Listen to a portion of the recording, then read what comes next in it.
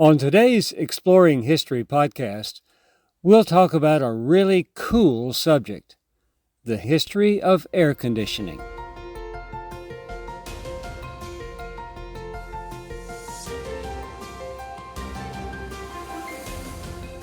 Welcome to Exploring History with Ray Notgrass, a production of Notgrass History.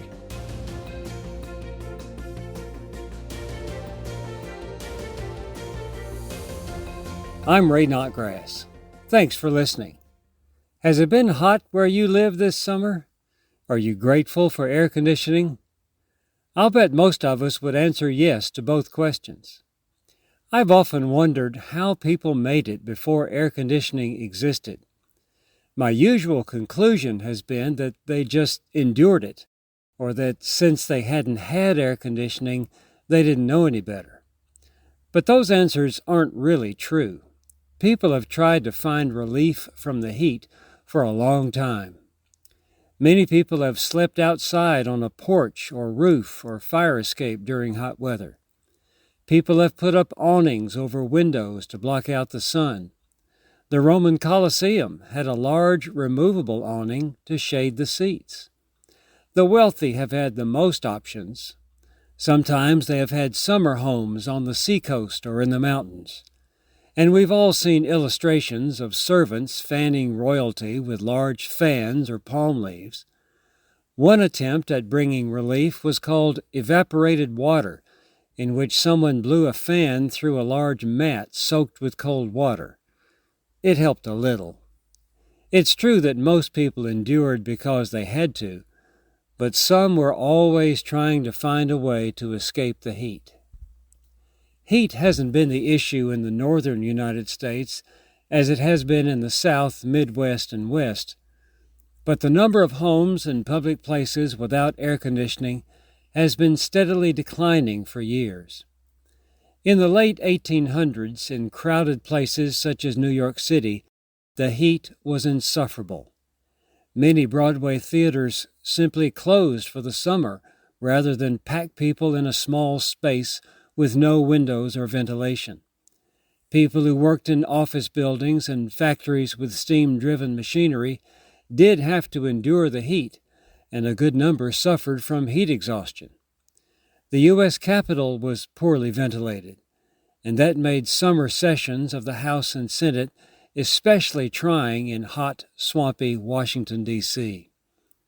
In 1736, the English House of Commons installed a 7-foot blowing wheel, as it was called, a fan that was hand-operated by an employee who was called a ventilator. It didn't help much. The electric fan was patented in 1854. This provided some relief to individuals in small rooms, but there were problems and dangers at first. The fan required electricity, of course, which was not always available. Fans were expensive, and at first they did not have protective cages around the swirling blades, which made for a safety hazard. People made various attempts at bringing relief from the heat. Most of these involved blowing a fan across a large tub of ice or drilling holes in the floor and putting fans and ice underneath the floor, sometimes with exhaust fans in the ceiling to draw hot air out. Again, these were not very effective or efficient, and there was the issue of having enough ice to operate the system. The method required tons of ice, with a theater needing 2 to 4 tons for each performance, and finding a source was also sometimes difficult. For many years, people cut large blocks of ice from northern lakes and streams and stored it in warehouses to sell in the summertime. But the ice tended to melt, and so the remaining ice carried a high price tag. The process of artificially producing ice was really just beginning during the late 1800s. In fact, John Gorey patented an ice-making machine in 1851, but he had trouble raising capital and was mocked by people who shipped ice, so his project didn't go anywhere. In addition, members of the Senate used the openings in the floor as spittoons, which was not very sanitary. The House and Senate each had a committee on ventilation, but their efforts, which included tearing out the chamber floors more than once, had limited success. In 1880, the Madison Square Theater in New York debuted an ice and fan system that worked fairly well, and the play being performed that summer became a must-see attraction. One patron observed that he had attended the play 12 times, not so much for the play itself, but because the cool air gave such relief from the heat wave the city was enduring. Cooling with anything but small fans was impractical for private homes. The elaborate systems created for theaters were expensive, labor-intensive, and impractical for such small spaces. And then, not everyone was convinced that artificial cooling was a good thing. Some people complained about getting too cold and getting sick from the cold air. There were those who thought people just needed to endure the heat. God made the weather, they said, so who are we to mess with it? Some doctors warned that artificially cooled air would be fatal to men over 60. One key problem was how to reduce the humidity in the air. Otherwise, the systems just blew around hot, moist air. This need led to the development of refrigeration coils, coils that were chilled and thus condensed the moisture in the air. The 1893 Chicago World's Fair featured an exhibit of what it called artificial cold that used refrigeration coils. An expensive system installed in the New York Stock Exchange in 1903 actually worked by using condensation to reduce humidity. The man who really started the air conditioning industry was Willis Carrier. That name ought to ring a bell. Born in 1876, Carrier graduated from Cornell University with a degree in mechanical engineering. His first major job came in 1902 for a printing company that needed cool, dry air for its machines and paper. Carrier developed a system that used an industrial fan blowing air over coils filled with cold water. The humidity condensed on the coils, and the air came through it cooler.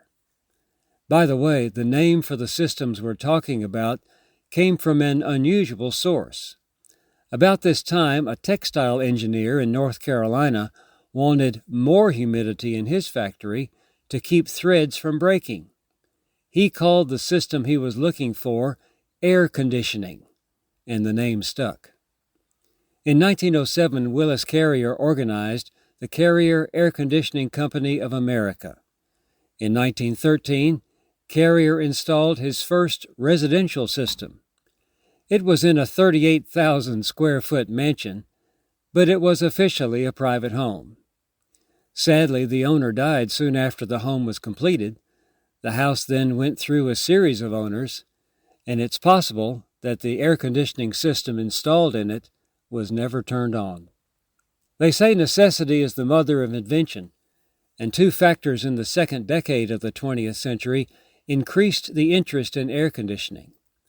Motion pictures were beginning during this period, and small theaters called Nickelodeons became popular. But the small, closed room quickly became very stifling, so ventilation and cooling systems were developed for them. Then the Great War, World War I, came, and munitions factories needed air conditioning to maintain a safe environment. In 1922, Carrier developed the centrifugal compressor using the refrigerant dialene. He installed one successfully in a New York theater in 1925. At this point, the air conditioning industry took off. A cool interior would soon be available to great numbers of people. Department stores started installing air conditioning. Radio stations and movie studios created a new need with their enclosed spaces. In 1928, Carrier won the contract to install systems in the U.S. House and Senate. About this time, railroads were suffering from a loss of ridership because many people had begun traveling by car and airplane. Rail travel was known to be hot and dusty. Rail cars couldn't handle large, heavy cooling equipment.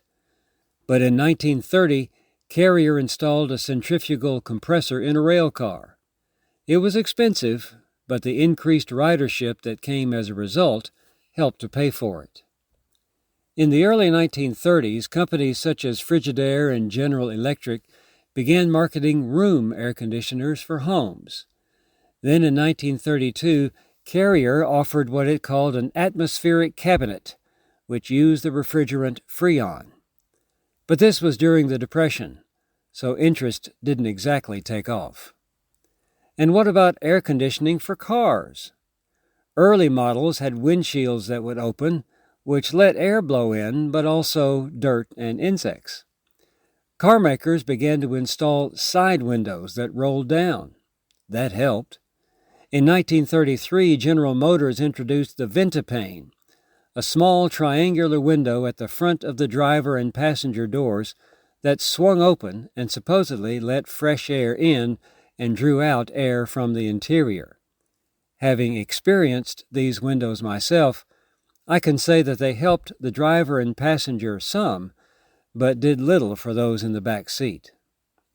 In 1939, the first air conditioner for an automobile debuted.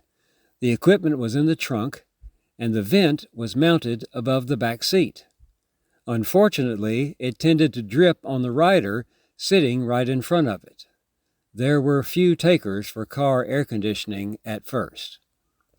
But during the 1930s, air conditioning came to be expected in office buildings, both installed in new ones and retrofitted into existing structures. After World War II, with a housing boom for new families, air conditioning became much more common, even in homes, both central air units and window units. Sadly, Willis Carrier died in 1950, just as his creation was really catching on. But for some reason, Carrier never installed a system in his own home. Air conditioning and television grew in popularity together. Television provided families entertainment, and air conditioning created a comfortable environment for watching it. This was a special blessing since televisions at the time used vacuum tubes, which became very hot during use. In 1955, 1 in 22 American homes, or about 4.5%, had air conditioning in at least one room.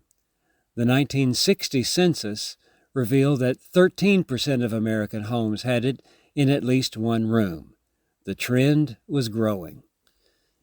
In the 1960s, NASA astronauts walked to the launch pad carrying air conditioning units for their spacesuits. In 1968, American Motors made air conditioning standard on its Ambassador model car. But I should point out that air-conditioned cars were something of a luxury then. Most people just drove around with the windows rolled down. If you saw a car with the windows up, you assumed it had air conditioning. Some people were accused of driving with their windows rolled up to make other people think they had air conditioning. Then in 1965, the Houston Astrodome opened as the largest air-conditioned facility in the world. The 1970 U.S. Census showed 37% of homes had at least one room with air conditioning. This increased to 57% in 1980. But air conditioning had its downside as well. The rapid increase in use placed a huge demand on electric utility systems. Blackouts and brownouts became fairly common, sometimes affecting huge areas. Environmentalists began to blame Freon, mostly from aerosol cans, for creating a hole in the ozone layer. In 1976, a mysterious illness struck a Legionnaire convention in Philadelphia. About 200 men became sick and 34 died. A study of the hotel's air system revealed a bacteria that caused what came to be called Legionnaire's disease. Central air systems were tested around the world, and some 40 to 60% were found to have the bacteria. This pointed up the need for regular cleaning and maintenance of air conditioning systems. But air conditioning has arrived. In the United States, 90% of homes and 98% of cars have air conditioning. Manufacturers continue to develop more efficient, effective, and environmentally friendly systems. And air conditioning is a worldwide phenomenon.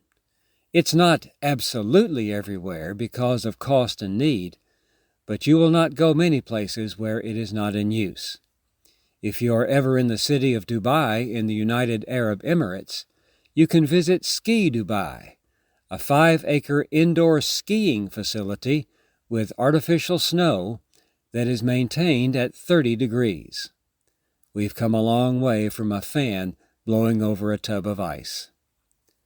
I want to acknowledge the fun and fascinating book, Cool, How Air Conditioning Changed Everything, by Salvatore Basile for most of the information in this podcast. I'm Ray Notgrass. Stay cool, and thanks for listening.